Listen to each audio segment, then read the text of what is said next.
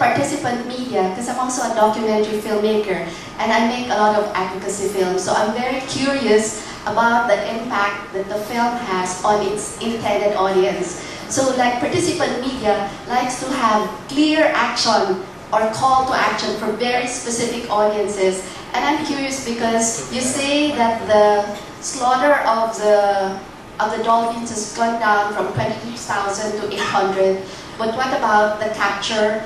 And since this won an Oscar, has it like made any impact? For example, in California, where you say there are like 51 ocean parks, and what has been the reaction in Japan? Well, there are 51 dolphin parks in Japan, not in California. California has 2, I think.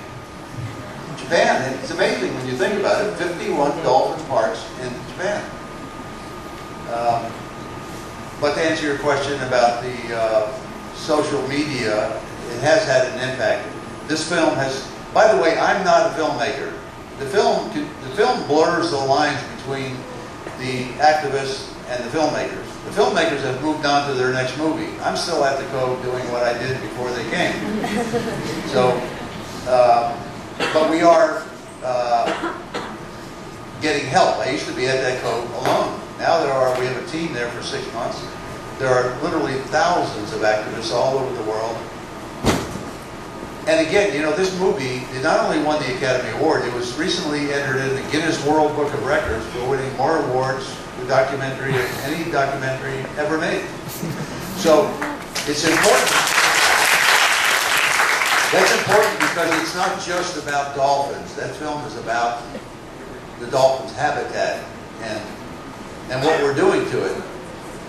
People in America don't know that every stream, every river, every lake, every body of water is contaminated with mercury. Think about that. That's incredible. How did that happen? How did every stream, river, lake in America become polluted with mercury?